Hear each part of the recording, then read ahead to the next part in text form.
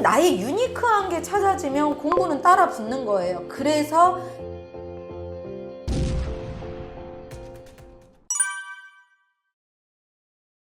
우리가 예전에도 출력은 했어요. 집어넣은 걸 시험지에만. 이게 이제 겉으로 내가 배운 거를 확인하는 걸 시험을 지면으로 이용해서 선다형 시험을 이제 봤던 건데, 지금은 내가 갖고 있는 것들을 말로 하고 글로 해서 공동체에 내놔요. 그쵸? 그래서 이 공동체가 나의 것과 공동체 것을 협력해서 집단 지성을 이루어요. 왜? 거기에서 내가 생각해 보지 못했던 것들이 공동체 속에서 마구 쏟아져 나와서 듣도 보도 못한 새로움으로 나아가요. 이래서 지금 역량교육에 협력과 소통이 들어가는 거예요. 기업에서, 100대 기업에서 소통을 인재상의 1위로 보는 거예요. 그러니까 내가 갖고 있는 거 소용없는 거예요. 갖고 있는 걸 너와 나의 사회의 관계 속에서 드러낼 수 있어야 되는 거예요. 그래서 계속해서 말하기와 글쓰기의 교육이 강화될 수가 밖에 없어요. 이건 기술적인 게 아니에요. 나의 생각을 상대한테 소통할 수 있고 공감을 불러일으킬 수 있냐는 거예요. 그 속에서 상대의 이야기를 들을 수가 있냐는 거죠.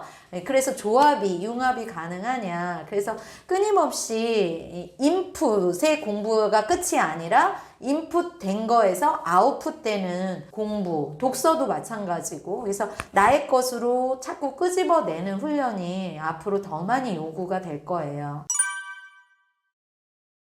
말을 자꾸 시켜야겠죠, 어려서부터. 그리고 그 아이가 그냥 말하는 기능적인 앵무새처럼 말하는 걸 얘기하는 게 아니잖아요. 그 아이의 생각을 우리가 논하는 거를 이제 출력한다. 그리고 글도 나의 생각을 이제 출력한다. 이렇게 이제 하는 건데, 질문이 좋으면 생각은 더 다양해지고 깊어지고 그것이 정리가 되면 나와요. 입력이 된 게 차고 넘치면 출력이 될 수밖에 없는 존재예요. 출력이 잘 안 된다는 건 입력된 재료가 없다라는 거고, 뭔가 나올 수 있는 자극제가 없다는 거예요. 그래서 일단은 들어오는 것도 중요하지만 과거와 달리 들어오는 거에서 끝나지 않는다. 그리고 들어오는 게 좋은 양질의 것으로 나가려면 뭔가 외부의 자극이 필요한데 가장 좋은 자극이 질문이다. 인간 자체가 질문하면 생각하게 돼 있죠. 이렇게 질문을 주시면 저도 모르게 이렇게 막 생각을 하면서 답변을 하게 돼 있는 거거든요. 그래서 제가 항상 강조하는 거는 공부가 중요한 게 아니다. 내가 유니크한 존재로 태어났는데 이 세상 우주에서 제일 특이한 존재로 태어난 거 맞거든요. 쌍둥이도 서로 다르고. 그럼 나의 유니크한 게 찾아지면 공부는 따라 붙는 거예요. 그래서 성인들이 공부했을 때 진짜 공부가 일어나는 거죠. 예, 왜 성인이 되어서 다시 대학 가고 뭐 박사까지 가고 막 대단하다 우리는 이러지만 자기의 유니크한 걸 발견했기 때문에 할 수밖에 없는 거거든요. 그래서 이 아이는 우리가 엄마 아빠가 사랑으로 나오게 한 이 아이는 이 세상에서 굉장히 유일무이하고 유니크한 존재예요. 그래서 그거를 발견을 해주는 존재가 저는 이제 부모라고 생각을 해요. 그래서 결국에는 그 유니크함을 찾아내는 게 공부와 연결이 되고 경쟁력, 사회적인 누구도 가질 수 없는 나만의 경쟁력으로 나가는 거니까 없는 게 아니고 못 찾는 거다. 그러면 노력하면 찾을 수 있다. 다 있다. 이렇게 바라봐 주실 필요가 있죠. 그러한 도구들을 쓸 수도 있어요. 그치만 하나의 도구예요. 그게 전부는 아닙니다. 중요한 건 부모님이에요.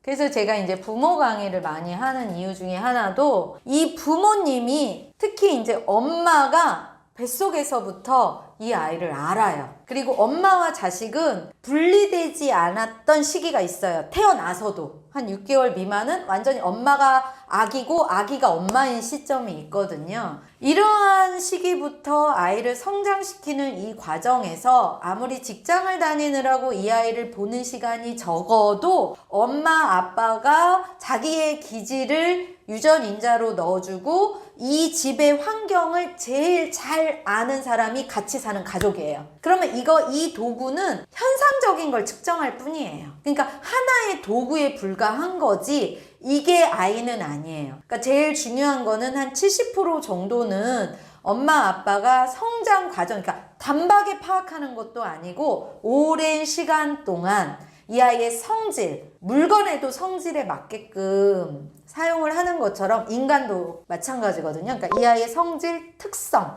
특질 이런 것들을 보면서 이 도구를 이용했을 때 매칭되는 게 나올 거예요.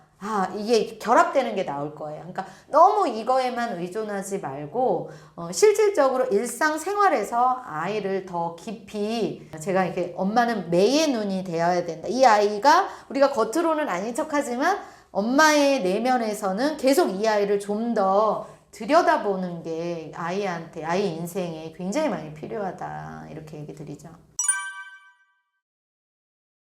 대부분이 유니크하지 않다. 유니크한 존재로 태어났는데 그 유니크한 그거를 못 찾아내는 거잖아요. 그러니까 없다라고 생각하기도 하고요. 그리고 천편일률적으로 집단 교육을 받았잖아요. 우리가 학교는 다 다른데 다녔고 지역도 다 다른데 살았는데 학교의 분위기를 갖고 우리가 대화를 100명이 해봐요. 다 똑같은 얘기 하거든요. 우리 교실 선생님, 그리고 배운 과목, 내용. 이러니까 유니크한 존재로 태어난 그 특수성이 다 사라지고 감추어져 있고 다 외부의 동일한 것들로 이렇게 딱 셋업해 놓은 듯한 이게 이제 가장 안타까움이고 이제는 그런 교육이 아니라 학교에서도 이 아이마다의 개성과 적성을 그 유니크함을 찾아주고 존중해주는 그래서 요즘에 이 새롭게 등장한 우리나라의 이게 광고 문구를 보니까 틀린 게 아니야 다른 거야 이거를 지금 넣어주기 시작했잖아. 우리가 그전에는 옳고 그름으로 정답으로 딱 분리를 했다면 최근 들어서 아니야 틀린 거 아니고 다른 거야 다른 것도 필요한 거고 존중해줘야 돼. 이게 이제 조금 우리나라도 의식이 들어오기 시작한 것 같더라고요. 첫 번째는 없다라고 여기면 안 돼요. 있어요, 진짜로. 근데 우리 아이는 특별하지 않다. 특별하게 태어났는데 동일하게 키워요. 그거인 거지. 있어요. 없지 않습니다. 그리고 이 아이를 있는 그대로 좀 수용해 주실 필요가 있어요. 그러니까 우리 어른들은 이제 어른들의 관점, 자기가 살아온 세상의 관점 프레임을 아이한테 다시 주거든요. 그리고 부모여도 부모만의 유니크함이 있기 때문에 자기 방식으로 자꾸 아이를 인도하고 리드하는 거예요. 근데 나의 유전인자와 우리 아이의 유전인자는 또 완전히 다르잖아요. 자라나온 환경도 나의 환경과 완전히 다르잖아요. 그러니까 다른 아이, 나와 다른 아이예요. 나의 것을 이렇게 무조건 준다고 이 아이가 행복하지 않아요. 그러니까 나와 다른 아이, 이 아이 자체로 존중해 줄 수 있는 훈련이 잘 안 되지만 나도 훈련이 필요하다는, 부모의 훈련이 필요하다는 거죠. 무엇보다도 우리가 많은 이야기를 나눴지만 아이 자체의 중요성, 우리가 얼마나 많은 컨텐츠에 둘러싸이고 환경에 둘러싸여 있어요. 그러나 그 모든 것들이 이 아이한테 적합한 환경은 아니다. 아무리 좋은, 밖에서는 좋다 그러고 후기가 좋아도 이 아이하고는 별개일 수 있다.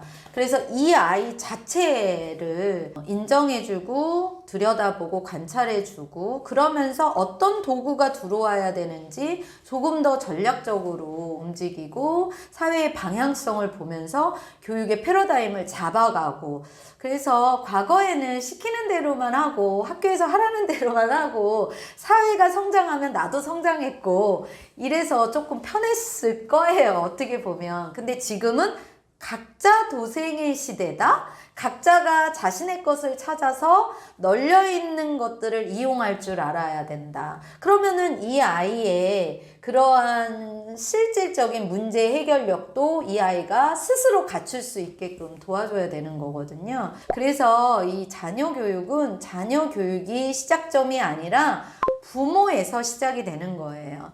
부모의 가치관과 의지와 부모의 방향성, 부모의 철학이 아이를 만들어내는 거예요. 그래서 제가 항상 부모가 엄마가 퍼스트 멘토다라는 클로징 멘트를 쓰는데 태어나서 최초의 선생님, 교실, 교육의 환경이 엄마, 아빠, 가정이에요. 그래서 유대인들, 우리가 이제 잘 알고 있는 유대인들의 교육의 포커스는 가정교육에 가 있지 공교육이나 사교육에 가 있지 않아요. 그들도 이용은 하지만 가장 중요한 비중은 가정교육으로 바라보는 겁니다. 자, 이 퍼스트 멘토가 한 번에 끝나지 않는다는 거죠. 부모라는 존재가 한 인간을 형성하는 데 있어서 죽을 때까지, 죽어서까지 부모가 없어도 영향을 받아요. 이 부모라는 존재는. 그러니까 영원한 멘토라는 거죠. 우리가 위인전을 잘 사줘요. 그런데 이 아이들에게 진정한 모델이 되는 위인이 엄마요, 아빠라는 점을 꼭 기억하셨으면 좋겠습니다. 감사합니다.